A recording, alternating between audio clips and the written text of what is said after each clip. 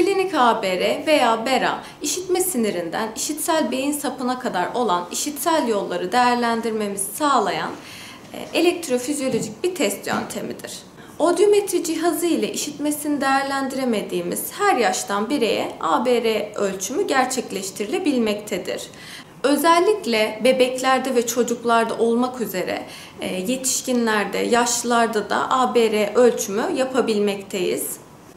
Bursa genelinde sadece birkaç merkezde olan klinik ABR cihazı bugünden itibaren Gemlik Devlet Hastanemizde de bulunmaktadır.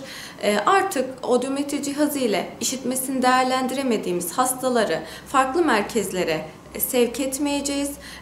ABR cihazı ile burada ölçümünü gerçekleştirmiş olacağız.